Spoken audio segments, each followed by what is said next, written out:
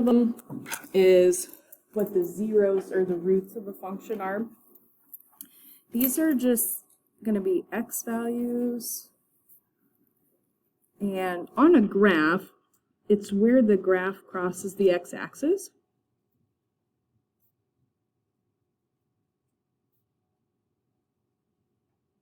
These are also the x-intercepts is another way you can say that. And we're really going to use those when we're working with intervals of where the graph is positive and negative. We're going to do that on the back. On the front, we're going to do intervals of increasing and decreasing for the graph. And in general, intervals of increasing and decreasing.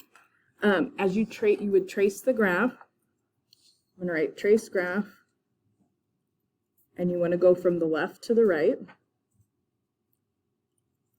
And if you are, basically what I would tell you, if you're drawing up, if you're going like this as you draw, then you're increasing. If you're tracing your graph and as you're doing it, you're drawing down from left to right, then that part of the graph is going to be decreasing. We're specifically just going to look at quadratics today, but you can use these rules for other types of graphs. But in terms of the increasing and decreasing for a parabola, it's going to switch at the vertex from one to the other. If you have a different type of graph, I can't tell you that rule, but specifically if we're just looking at parabolas, the intervals of increasing and decreasing will change where you guys have the vertex on the graph.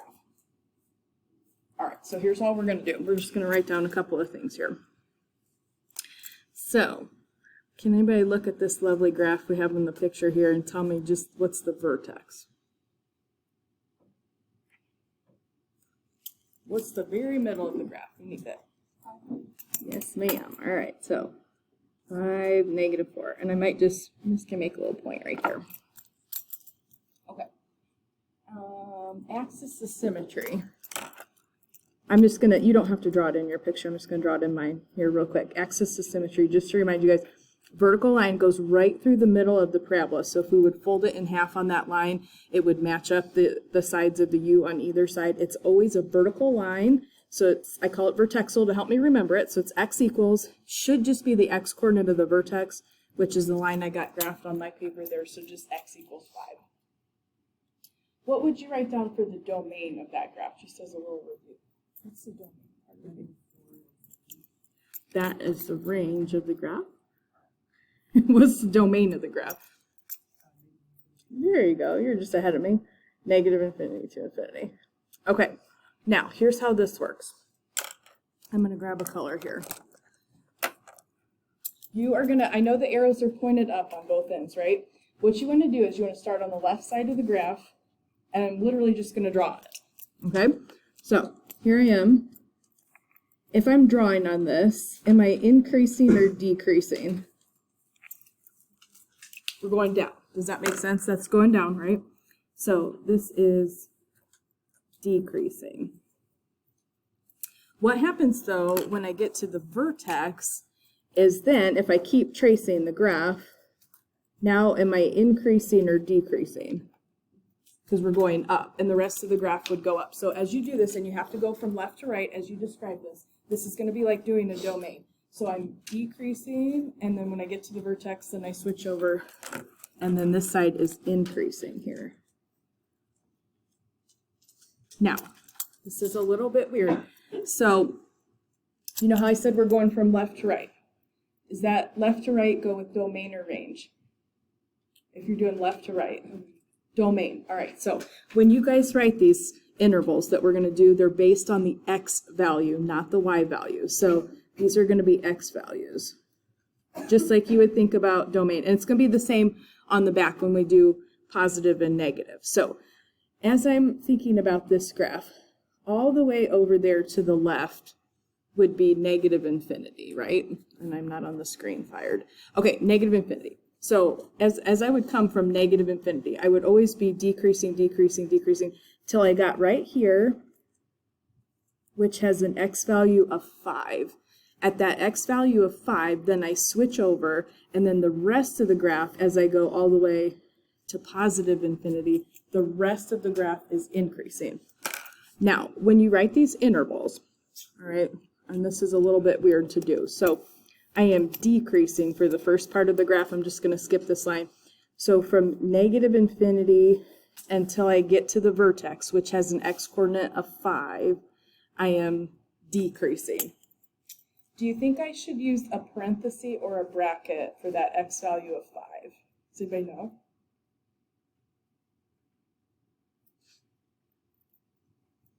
What am I increasing or decreasing when x is 5?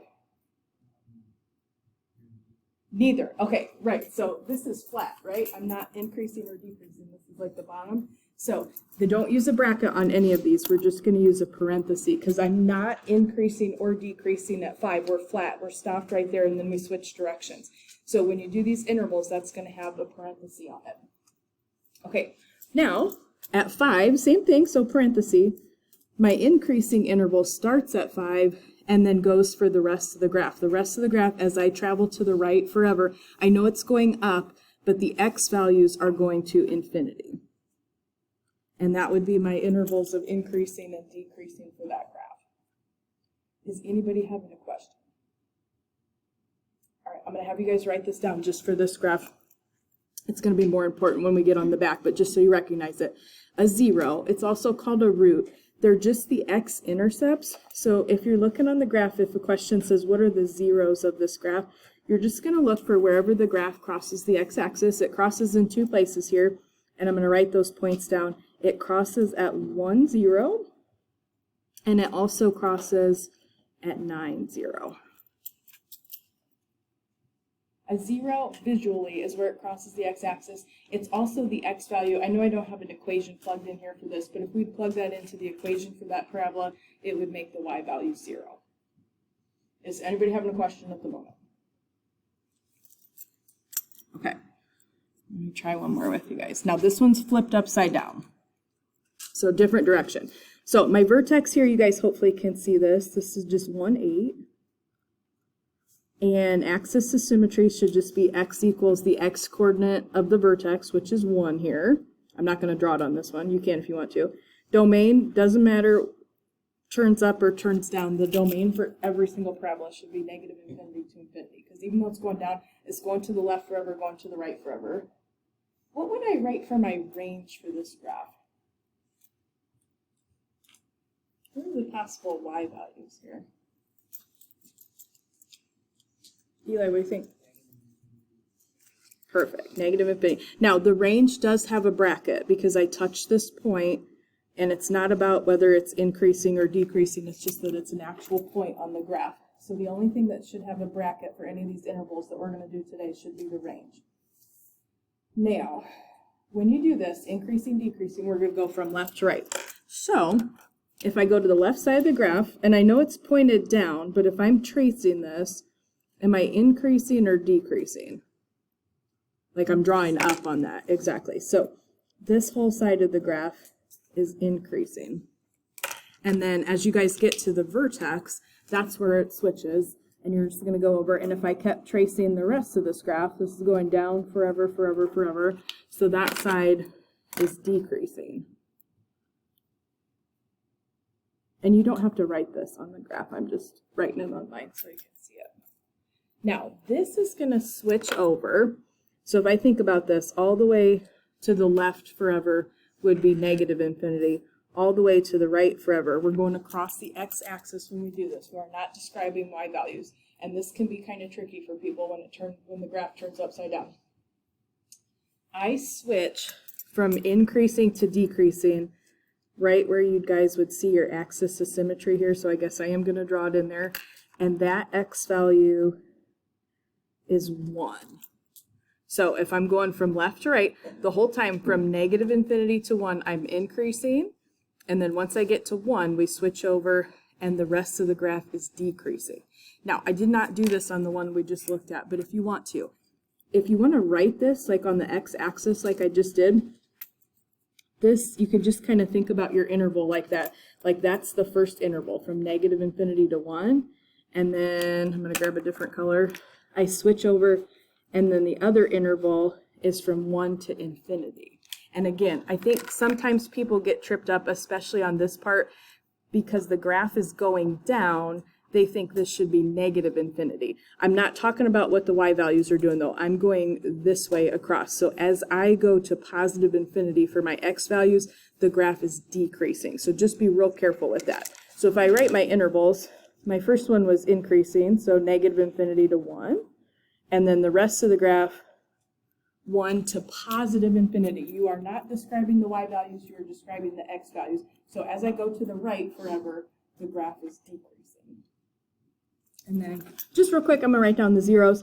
These are, let's see, -3, 0, and 5, 0. And that's not always at a nice value, but it is for the questions that we're going to work on today. Is anybody having a question? All right. Now, we're going to do a different question here. On the back, I'm going to have you describe intervals of where the graph is positive and negative. All right, so intervals of positive and negative. So positive interval is where the y values are positive on your graph. And a negative interval is where your y values are negative. When you describe this, you're going to use x values to describe this, but these switch at the zeros on the graph. All right, so this is not related to the vertex. This is going to be switching at the zeros on the graph. So, where on a graph would I switch from, like, what would you look at if you were switching from positive to negative? Which axis of the graph?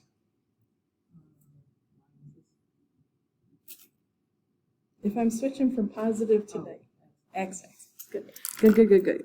Okay, so I'm just going to draw this. All right. Okay, now, kind of think about this as maybe being at sea level, if you will. Okay, so if you jump out of the water, this is positive. If you're underneath here, you're under the water, this would be negative. So I'm gonna draw on these just like I did on the last one. Okay, and honestly, it doesn't really matter if you go from left to right, because it's just where the graph is negative and where the graph is positive. So my y values, those two little parts that I just highlighted, the y values are negative for all those parts of the graph. And if I want to think about, like I was saying, just kind of like you're jumping out of the water. Grab a different, oh, I'm not going to use that color. Okay, we're jumping out, so this part would be positive, just like above the x-axis. So above the x-axis, I've got positive y values. Below the x-axis, I've got negative y values. So these are going to switch over at these zeros. So I'm just going to kind of write them on the graph here. So this switches at -3 and +5. So I'm going to jot those down. The zeros are the key place you want to look for if you're describing intervals of being positive and negative. Okay, this will not just have two intervals. One of these should probably have two unless it's kind of a special case. So if you want to write this on the graph, feel free to do that. All the way to the left would be negative infinity, and all the way to the right would be positive infinity. We're still going to describe x values here when we write these intervals. So this little piece is underneath the x-axis. So this piece, all the way forever down, is negative, and it would stop being negative when we get to the -3. So this would be my first interval that I jot down on my graph. That's negative. From negative infinity to -3, that graph is underneath the x-axis. Okay, once I get, and again, this is a parenthesis here. Sorry, I didn't say that. Like the vertex, you're not increasing or decreasing at the vertex. If you're on the x-axis, you're not positive or negative. 0 doesn't fall into one of those categories. So if I'm at 0, I'm not positive or negative, so then it's going to be a parenthesis for these again. All right, now I switch over at -3. Now all these y values are positive till I get over here to the 5. So my positive interval, we're just going to have one here, is just from -3 to +5. And then the rest of the graph dips back below the x-axis. So the rest of the graph is going to be negative y values. So again, I'm just going to use kind of what I wrote on here, from 5 to infinity, bless you. If you have more than one, bless you, if you have more than one interval, you just put that little union symbol. It just means there's 2 intervals for the negative part. So the rest of the graph from 5 to infinity is negative. And if you don't have to, but if you want to write that along the x-axis, I kind of think that makes it maybe a little bit easier to read, and especially if the graph turns upside down, like I said, people will tend to think, okay, that's going to negative infinity. And yes, it is, but you're going to the right, and you're describing x values, which are going to positive infinity. Is anybody having a question?